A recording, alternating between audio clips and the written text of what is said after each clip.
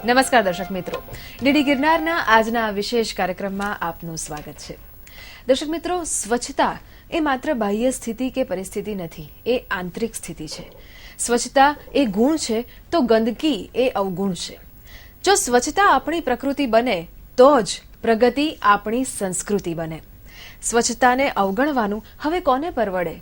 પ્રધાનમંત્રી શ્રી નરેન્દ્રભાઈ મોદીએ આરંભેલા સ્વચ્છ ભારત અભિયાન સાથે આજે દરેક દેશવાસી જોડાઈ ગયો છે અને તે અંતર્ગત કેટલી પ્રગતિ થઈ છે, કેવી પ્રગતિ થઈ છે અને હજી કેટલું કરવાનું બાકી છે તે વિશે આજે આપણે ચર્ચા કરીશું. અને એ માટે સ્ટુડિયોમાં અમારી સાથે જોડાયા છે ડોક્ટર સંકેત પટેલ, આસિસ્ટન્ટ હેલ્થ ઓફિસર, સ્વચ્છ ભારત મિશન એએમસી. સંકેતભાઈ, આપનું સ્વાગત છે. થેન્ક યુ પ્રાપ્તિબેન. ગઈકાલે 5મી જૂન હતી, વિશ્વ પર્યાવરણ દિવસની ઉજવણી વિશ્વમાં ઠેર ઠેર કરવામાં આવી. ઘણા બધા કાર્યક્રમો કરવામાં આવ્યા અને સ્વચ્છતાને અને પર્યાવરણને સીધો સંબંધ છે. તો આપણે ગુજરાતની વાત કરીએ અને ખાસ કરીને અમદાવાદની વાત કરીએ. સ્વચ્છતાને ધ્યાનમાં રાખીને ગઈકાલે શું ખાસ નવું કરવામાં આવ્યું? ચોક્કસ હું કહીશ કે 5મી જૂને વિશ્વ પર્યાવરણ દિવસ અમદાવાદ શહેરમાં એક ખાસ દિવસ બની રહ્યો, કારણ કે માનનીય મુખ્યમંત્રી, નાયબ મુખ્યમંત્રી અને મેયરશ્રી અને તમામ અન્ય હોદ્દેદારોની હાજરીમાં આ પ્રોગ્રામ ખૂબ જ સરસ રીતે ગઈકાલે અમે લોકોએ ઉજવ્યો. પણ વિશ્વ પર્યાવરણ દિવસ વિશે હું વાત કરીશ તો અમદાવાદ શહેર દ્વારા વિશ્વ પર્યાવરણ દિવસને સક્સેસફુલ બનાવવા માટે સ્વચ્છ ભારત મિશન અંતર્ગત ઘણા બધા ઇવેન્ટ્સ આપણે લોન્ચ કરી, જેમાં આપણે વેસ્ટ સેગ્રેગેશનથી માંડીને કોમ્પિટિશન બેઝ અલગ અલગ જનજાગૃતિ માટેના કાર્યક્રમો, પછી ડસ્ટબિન ડિસ્ટ્રીબ્યુશન, તો કોમ્પોસ્ટ મશીન ડિસ્ટ્રીબ્યુશન, તો આ પ્રકારના અલગ અલગ ઘણા બધા પ્રોગ્રામ વિશે આપણે લોન્ચ કરવામાં આવ્યો. પણ મુખ્ય જે આપણે મુખ્યમંત્રી સાહેબે, સીએમ સાહેબે આપણને જે જણાવ્યું કે પર્યાવરણનું મહત્વ જ્યારે આપણે સમજીએ ત્યારે જ આપણે આ વિશ્વ પર્યાવરણ દિવસને સક્સેસફુલ આપણે ઉજવી શકીએ અને પર્યાવરણને આપણે કેવી રીતે ચોખ્ખું રાખી શકીએ. તો એ સ્વચ્છ ભારત મિશન અંતર્ગત વિશ્વ પર્યાવરણ દિવસે આપણે એક નિમિત્ત તરીકે આપણે વેસ્ટ સેગ્રેગેશન, એટલે કે સૂકો અને ભીનો કચરો અલગ અલગ જ આપણે નાખીને એને કેવી રીતે કચરામાંથી આપણે કંચન બનાવી શકીએ, કેવી રીતે એ કચરો આપણને ઉપયોગી થઈ શકે. તો આ બધી એક નવા શું કહી શકાય કે એક નવા આયામની આપણે શરૂઆત કરી રહ્યા છીએ. પ્રધાનમંત્રી બન્યા બાદ નરેન્દ્રભાઈએ છે ને ઘણી બધી એવી કહેવાય કે અભિયાન સ્વરૂપે એમણે છેડ્યા છે અને એમાંથી જો સૌથી મોટું અને જેને સૌથી વધારે પ્રતિસાદ મળ્યો હોય એવું અભિયાન છે સ્વચ્છતાનું અભિયાન.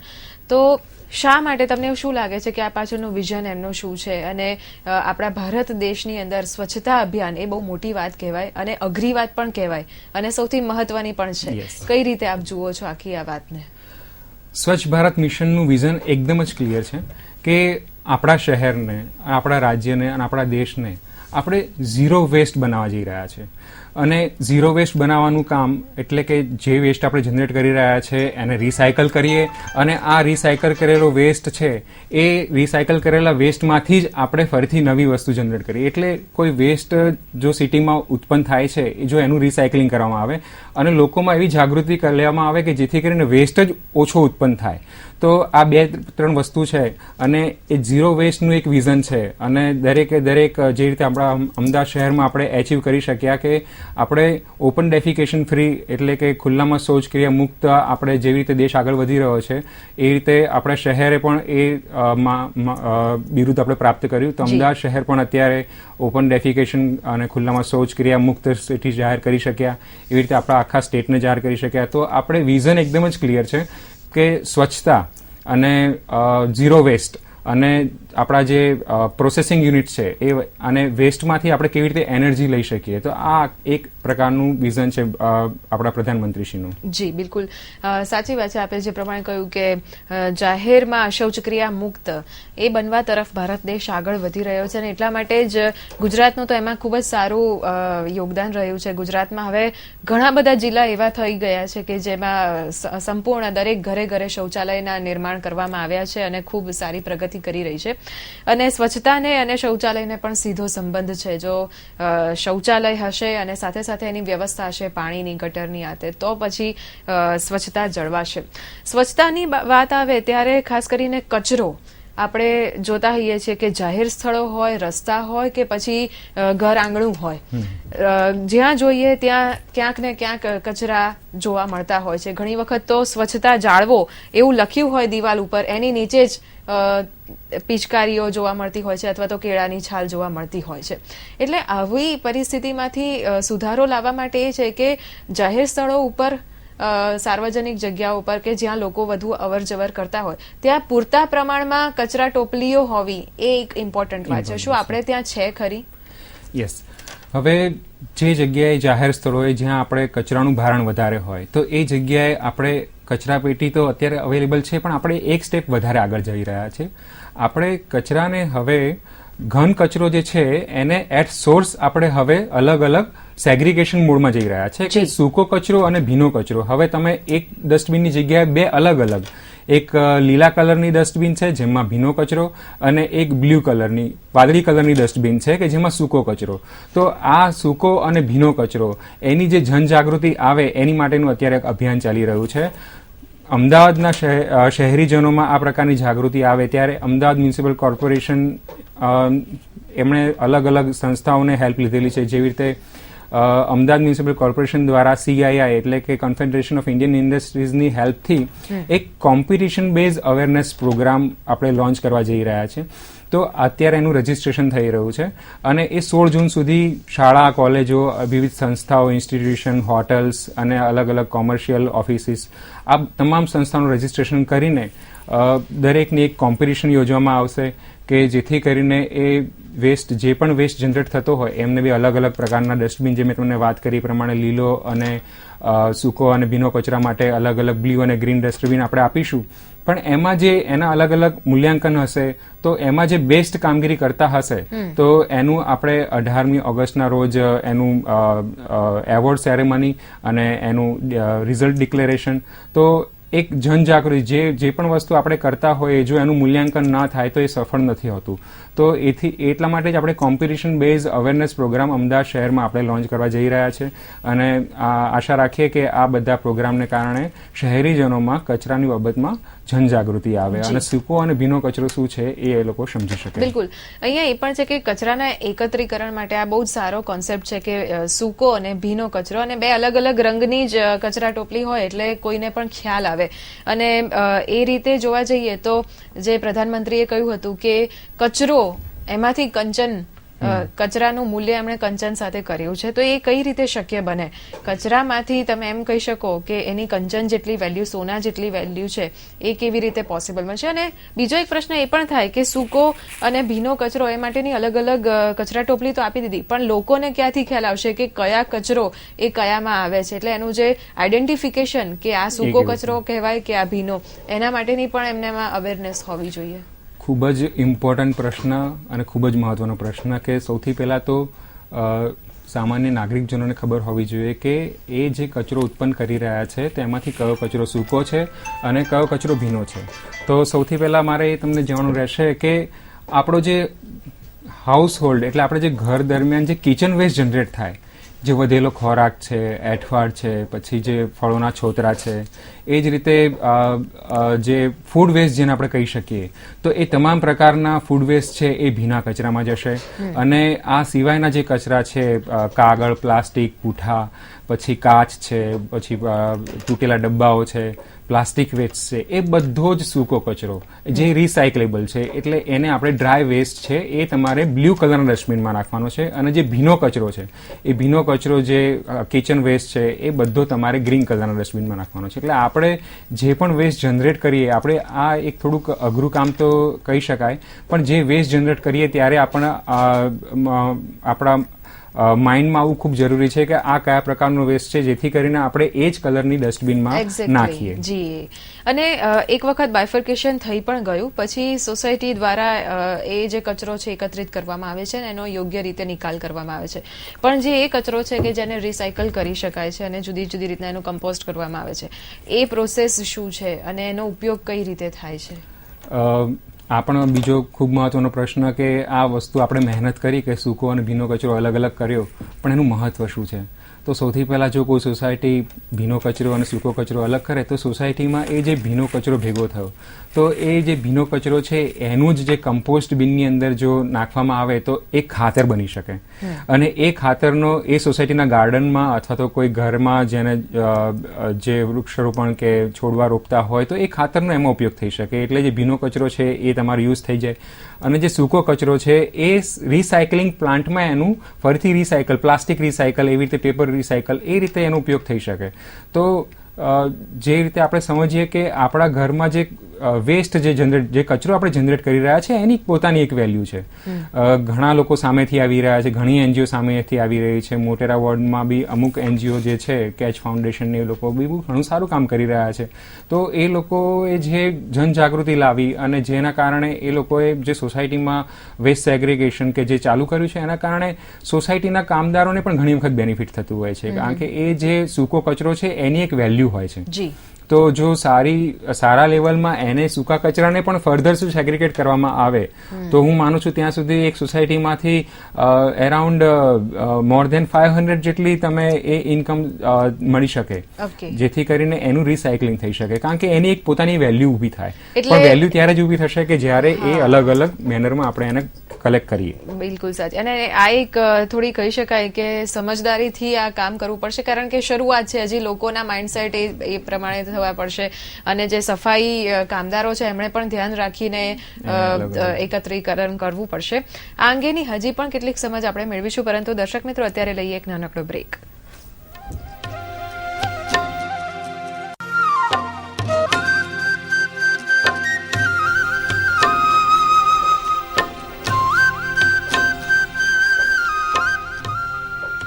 બ્રેક બાદ કાર્યક્રમમાં આપનું પુનઃ સ્વાગત છે. આજે આપણે વાત કરી રહ્યા છીએ સ્વચ્છતા અભિયાનની. બ્રેક પહેલા આપણે વાત કરતા હતા કે જે સૂકો અને ભીનો કચરો એનું કેવી રીતના આઈડેન્ટિફિકેશન કરવું અને કેવી રીતના કલેક્ટ કરવો અને એનો કઈ કઈ જગ્યાએ ઉપયોગ, એના વિશે હજી વિગતવાર સમજાવશો. ભીના કચરાની તો આપણે વાત કરી, પરંતુ સૂકા કચરાની અંદર પણ ઘણા બધા એવા હોય છે. તો આખી પ્રોસેસ શું હોય છે? કારણ કે ખાલી અમદાવાદની જ વાત કરીએ, આપ એએમસી સાથે સંકળાયેલા છો એટલે, તો આ સિસ્ટમ શું છે? કચરો એકત્રિત કરવામાં આવે છે, પછી ક્યાં લઈ જવામાં આવે છે, કેવી રીતના પ્રોસેસ થાય છે, શું આગળ ઉપયોગ થાય છે, એ આખી સિસ્ટમ શું છે? હાલમાં તો આપણે અમદાવાદ શહેરની વાત કરીએ તો રોજે રોજ આપણે 4,000 મેટ્રિક ટન જેટલો આપણે કચરો ઉત્પન્ન કરી રહ્યા છે.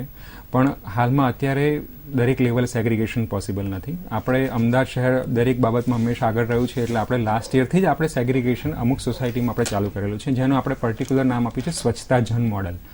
તો અમુક ઝોનની અમુક સોસાયટીઓ સિલેક્ટ કરવામાં આવી અને સ્વચ્છતા જન મોડલ અંતર્ગત આપણે પહેલેથી જ એ લોકોને ડસ્ટબિન ડિસ્ટ્રીબ્યુટ કરેલા હતા. તો એમાં એ રીતનો પ્લાન કરવામાં આવ્યો કે જે ભીનો કચરો છે એનું તો તમને ખ્યાલ છે ખાતર બની જાય. જે સૂકો કચરો છે એ આપણા જે રેફ્યુઝ ટ્રાન્સફર સ્ટેશન છે, ઝોન વાઇઝ ગોઠવેલા છે, એ રેફ્યુઝ ટ્રાન્સફર સ્ટેશનમાંથી પ્રોસેસિંગ યુનિટ, જેમ કે અમુક એનજીઓ છે જે પ્રોસેસિંગ યુનિટ ચલાવી રહી છે, તો એ ત્યાંથી એનું ટ્રાન્સપોર્ટ એ સેગ્રિગેટેડ મેનરમાં પ્રોસેસિંગ યુનિટમાં, જેમ કે પ્લાસ્ટિક વેસ્ટ હોય તો એ પ્લાસ્ટિકમાં પ્રોસેસિંગ યુનિટમાં જતો રહે, એવી રીતે કાગળને જે બધો કચરો હોય એટલે એ એના યુનિટમાં જતો રહે. તો આ રીતે એ જે રિસાયકલેબલ વેસ્ટ હતો એ એના રિસાયકલેબલ વેસ્ટના પ્રોસેસિંગ યુનિટમાં આપણે એને મોકલવામાં આવે અને એનું ફરીથી રિસાયકલિંગ થાય. તો આ રીતે આખા કચરાનો નિકાલ કરવાનો પાયલોટ બેઝ ઉપર પ્રોજેક્ટ ચાલુ કરવામાં આવ્યો હતો. અને હાલમાં એ 5મી જૂન વિશ્વ પર્યાવરણ દિવસ અંતર્ગત જે પ્રમાણે આપણા માનનીય પ્રધાનમંત્રી સાહેબે આપણને જે સૂચના આપી તે પ્રમાણે હવે આખા સિટીને આપણે કવર કરવા જઈ રહ્યા છીએ. ગઈકાલનો જે પ્રોગ્રામ થયો અને ખાસ કરીને બંને પ્રકારના ડસ્ટબિન વહેંચવામાં આવ્યા, લોકોને અવેર કરવામાં આવ્યા, તો લગભગ કેટલી સંખ્યામાં ડસ્ટબિન આપવામાં આવ્યા કે કમ્પોસ્ટ મશીન આપવામાં આવ્યા? ગઈકાલે 5મી જૂન વિશ્વ પર્યાવરણ દિવસ નિમિત્તે આપણે ફક્ત અમદાવાદ શહેરમાં જ 50,000 જેટલા ડસ્ટબિનનું આપણે ગઈકાલે વિશ્વ પર્યાવરણ દિવસના દિવસે આપણે ડિસ્ટ્રીબ્યુશન કરવામાં આવ્યું. ઓકે, તો આપને શું લાગે છે કે હજી આપણે ક્યાં ઊભા છીએ, હજી કેટલું કરવાનું બાકી છે? કારણ કે જે પ્રમાણે ભારત દેશની વસ્તી છે એટલે સ્વાભાવિક છે કે કચરો પણ એટલા મોટા પ્રમાણમાં જનરેટ થવાનો. આપણે અત્યારે અમદાવાદની જો વાત કરીએ તો 50,000 ડસ્ટબિન કઈ રીતના પૂરતા છે અને આગળ શું શું કરવું જોઈએ, આપને શું લાગે છે? જે રીતે આપણે મિશનમાં વાત કરી કે આખા સિટીને કવર કરવાનું છે, એટલે આપણે ફેઝ મેનરમાં જઈ રહ્યા છે. તો શરૂઆતના તબક્કામાં આપણે કુલ આપણા અમદાવાદ શહેરમાં જોવા જઈએ તો 14 લાખ કરતાં વધારે આપણે હાઉસ હોલ્ડ અને 4 થી 5 લાખ જેટલા આપણે કોમર્શિયલ સેક્ટર્સ આપણે રજીસ્ટર થયેલા છે. તો આટલી મોટી સંખ્યામાં આટલા યુનિટમાં આપણે સેગ્રીગેશન આપણે ઇમ્પ્લિમેન્ટ કરવા જઈ રહ્યા છીએ. એટલે આપણે શરૂઆતના ફેઝમાં આપણે ધીમે ધીમે તબક્કાવાર આપણે હાઉસીસ સિલેક્ટ કરીને, તબક્કાવાર આપણે કોમર્શિયલ પ્લેસીસ સિલેક્ટ કરીને આપણે ત્યાં ડસ્ટબિનનું આપણે વિતરણ કરીશું અને એ ફેઝ વાઇઝ મેનરમાં આપણે ધીમે ધીમે આગળ વધીને આખા સિટીને આપણે આવરી લઈશું. પણ મેઇન જે મેં તમને જે વાત કરી કે લોકોમાં મુખ્ય અવેરનેસ આવે કે સૂકો કચરો એટલે કે જે પૂઠા, કાગળ, પ્લાસ્ટિક અને બાકીનો જે ધાતુ અથવા તો જે ડબ્બા કે એ બધું હોય એ બધો સૂકો કચરો, અને કિચનમાં બગડેલા ફળ, વધેલો ખોરાક, શાકભાજી, ફળોના છોતરા અને ઇવન ઝાડ પાનના પાંદડા અને બધું એ લીલો કચરો. લોકો આ સમજે કે આ બે વસ્તુ અલગ છે અને ત્યાંથી સેગ્રીગેશન થાય. That is very important. બિલકુલ સાચી વાત છે કે લોકો સમજે અને જન ભાગીદારી સમજ્યા પછી એને અમલમાં મૂકે. એટલા માટે ઘણા બધા પ્રયત્નો કરવામાં આવી રહ્યા છે, કેન્દ્ર સરકાર હોય, રાજ્ય સરકાર હોય કે કોર્પોરેશન પણ. અને એક એપ પણ તૈયાર કરવામાં આવી છે. તો એ એપ શું છે અને લોકો એનો ઉપયોગ કઈ રીતે કરતા થાય, કેવી રીતના ફાયદો થશે એનાથી, એના વિશે પણ માહિતી આપો. ચોક્કસ. 5મી જૂન વિશ્વ પર્યાવરણ દિવસ નિમિત્તે ફક્ત વેસ્ટ સેગ્રીગેશનની વાત ન કરી, પણ એક ગ્રીન એક્શન પ્લાન અમદાવાદ શહેર દ્વારા એક ગ્રીન એક્શન પ્લાન અંતર્ગત એક ગ્રીન કેલેન્ડર આપણે લોન્ચ કરવામાં આવ્યું. તો આ ગ્રીન કેલેન્ડરમાં તમે જોઈ શકશો કે મે થી માંડીને નેક્સ્ટ યર જૂન સુધીના તમામ પ્રોગ્રામ, તમામ પ્રકારના કેટલા સેમિનાર યોજવામાં આવશે, કે કેવી રીતે વન મહોત્સવ ઉજવવામાં આવશે, કે પછી કેવી રીતે આયુર્વેદિક છોડવાનું રોપણ કરવામાં આવશે, એનું આખું જે શિડ્યુલ છે, કેવી રીતે પર્યાવરણને લક્ષી કોમ્પિટિશન યોજવામાં આવશે. તો એ બધું આખું શિડ્યુલ નક્કી કરવામાં આવ્યું છે.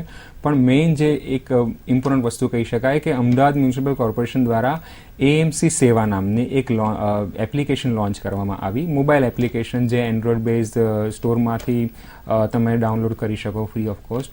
પણ એ જે એપ્લિકેશન, મોબાઈલ એપ્લિકેશનની વાત કરું તો તમારે તમારી સોસાયટીમાં કે તમારા ઇન્સ્ટિટ્યૂટમાં કે તમારી કોલેજમાં કે તમારા કોઈ બીજા કોઈ પ્લેસ ઉપર તમે જો છોડવા માટે વૃક્ષ રોપણ માટેની તમે એપ્લિકેશન કરવા માંગતા હો તો હવે તમારે ક્યાંય જવાની જરૂર નથી. એ ફક્ત એપ્લિકેશન ઓપન કરવાની રહેશે અને એમાં પ્લાન્ટેશન માટેની ફેસિલિટી માટેનું એક ઓપ્શન આપેલું છે. જેવું તમે એક ઓપન કરશો તો તરત જ GPS બેઝ હોવાને કારણે એ તમે જે પિક્ચર તરત જ અપલોડ કરશો તો એ તમારું લોકેશન આપોઆપ લઈ લેશે. ફક્ત તમારે સિલેક્ટ કરવાનું છે કે કયા પ્રકારનો વૃક્ષ તમારે જોઈએ છે અને કેટલી સંખ્યામાં જોઈએ છે. તો સૌથી પહેલા લોકેશન, કયા પ્રકારનું તમારે વૃક્ષ અને એની સંખ્યા, આ ત્રણેય વસ્તુ એ તમે એમાં ઓનલાઈન જ તમે સબમિટ કરી શકો છો.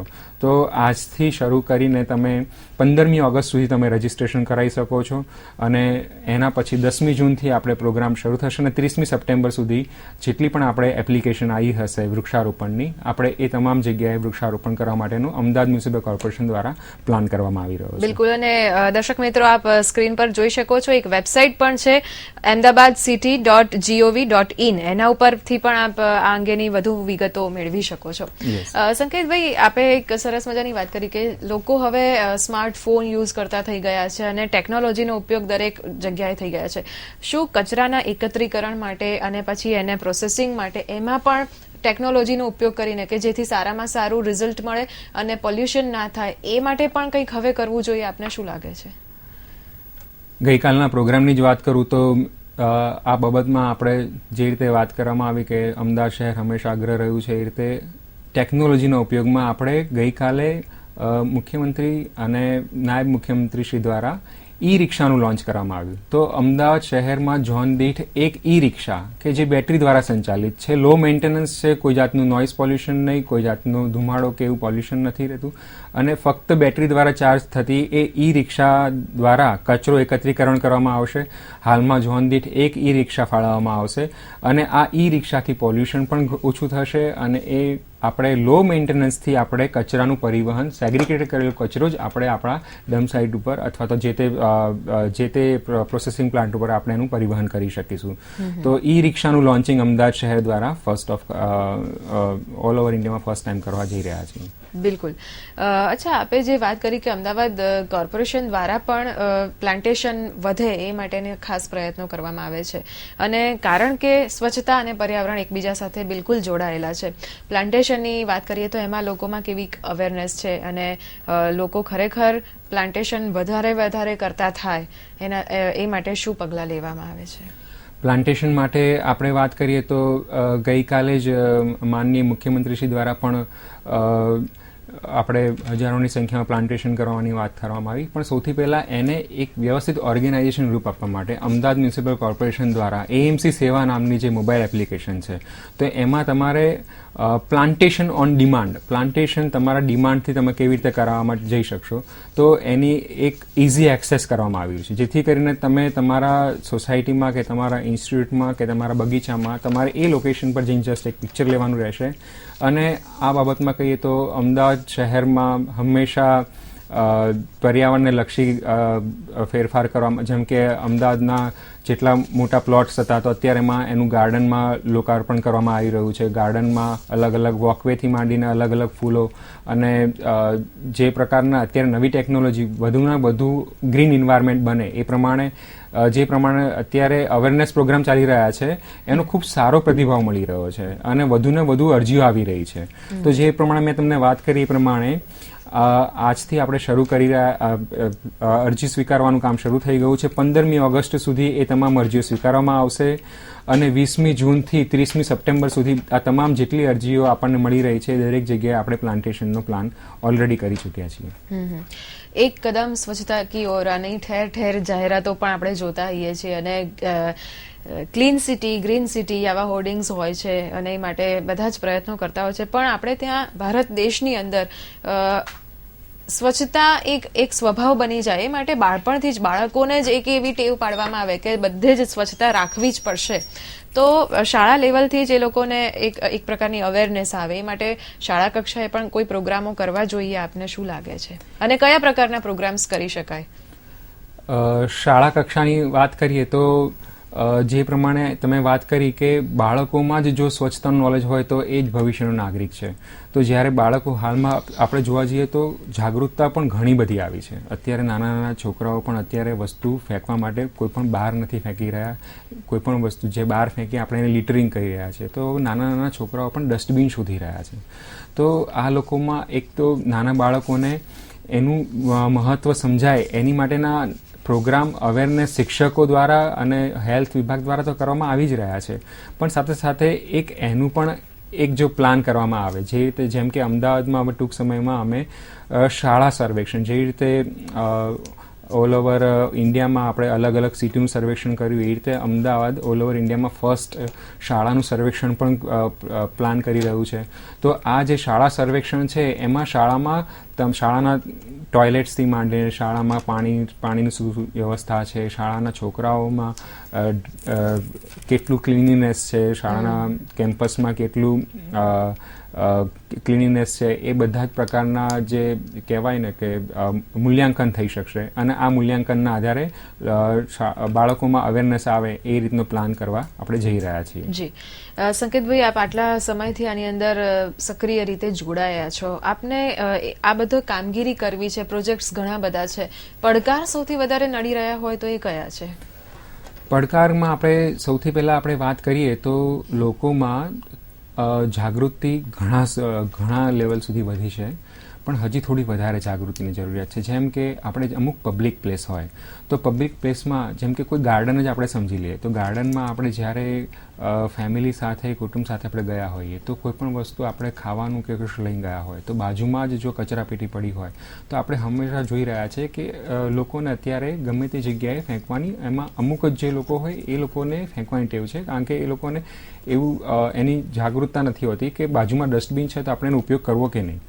અને બીજી વસ્તુ આપણે કહીએ કે આપણા રોડ રસ્તા આપણે જેટલા આપણે ચોખ્ખા રાખીએ તો જે રીતે આપણે માનનીય કમિશનર સાહેબના આદેશથી આપણે પ્રી મોન્સૂન પ્લાન આપણે કામ કરતા હોઈએ તો જેટલા રોડ પર આપણે ઓછો કચરો નાખીએ, જેટલું રોડ ઉપર આપણે એને જે લિટરિંગ કહેવાય એ લિટરિંગ ઓછું રહેશે તો એટલું જ આપણી જે વરસાદી પાણીના નિકાલ માટેની કેચપીટ હોય એમાં ઓછો ભરાવો થશે અને એમાં ઓછું ચોકઅપ થશે. તો આપણે જ્યારે વધારે વરસાદ પડે ત્યારે એ જે હાલાકીનો સામનો કરવો પડતો હોય છે તો આ બધી વસ્તુ તમે જુઓ, એમાં બી ખાસ કરીને જે પ્લાસ્ટિક વેસ્ટ છે, ચાની નાના કપો છે, ચાની નાની પ્યાલી છે, શું મેસેજ આપશો આ બધું આપ જે જોઈ રહ્યા છો એટલે દર્શક મિત્રોને શું કહેશો? કે દર્શક મિત્રોને ફક્ત એક જ વસ્તુ કે ક્યાંય પણ કોઈ પણ જગ્યાએ આપણે કચરો નાખતા પહેલાં આજુબાજુ જોઈશું તો કોઈ ડસ્ટબિન તો આપણને મળી જ જશે અને જે રીતે આપણે વિકસિત દેશોને જોઈ રહ્યા છે ચોખ્ખા અને ક્લીન, તો આપણું શહેર, આપણો દેશ પણ એટલું જ ક્લીન થઈ શકે, પણ જી. ફક્ત જરૂર છે આપણે એવી ટેવ વિકસાવવાની. બિલકુલ. એક નવી આપણે ટેવ બનાવવાની અત્યારે ખાસ જરૂરિયાત છે વેસ્ટ સેગ્રીગેશનની. જો આપણે સૂકો અને ભીનો કચરો અલગ અલગ કરતા થઈશું અને આપણે જે પબ્લિક પ્લેસ ઉપર, જાહેર સ્થળો ઉપર ઓછું આપણે જે પણ કચરો હોય એ ઓછું નાખીશું, તો એ સ્વચ્છ અમદાવાદ અને સ્વચ્છ ભારતનું સિદ્ધ તો થશે જ, પણ જી. સાથે સાથે બીમારી અને ગંદકી પણ ઓછી થશે. બિલકુલ. જી. મહાત્મા ગાંધીએ જે સપનું જોયું હતું કે સ્વચ્છતા એ જ પ્રભુતા, ત્યાં તો આપણે 150મી તેમની જન્મ જયંતિ ઉપર એમને એ રીતના ભેટ આપવી જોઈએ કે આખો દેશ ચોખ્ખો ચણાક બની જાય. અને 2019માં કે જ્યારે એમની 150મી જન્મ જયંતિ છે ત્યારે આપણે એવી આશા રાખીએ કે સરકાર અને લોકો બધા ભેગા થઈને દેશને સ્વચ્છ બનાવે, અને જ્યાં સુધી સીડીઓમાં કે બિલ્ડિંગમાં લોકો થૂકે નહીં એ માટે ભગવાનની ટાઇલ્સ ના લગાડવી પડે અને સ્વચ્છતા પોતે જ એક ધર્મ બની જાય, એવું જ્યારે થશે તો જ નવલા ભારતનું નિર્માણ થશે. સંકેતભાઈ, આપ સ્ટુડિયોમાં આવ્યા અને સરસ ચર્ચા કરી, તે બદલ આપનો ખૂબ ખૂબ આભાર. દર્શક મિત્રો, ફરીથી મળીશું આવતા સપ્તાહે નવા વિષય સાથે, નવા મહેમાન સાથે. ત્યાં સુધી રજા આપશો. નમસ્કાર.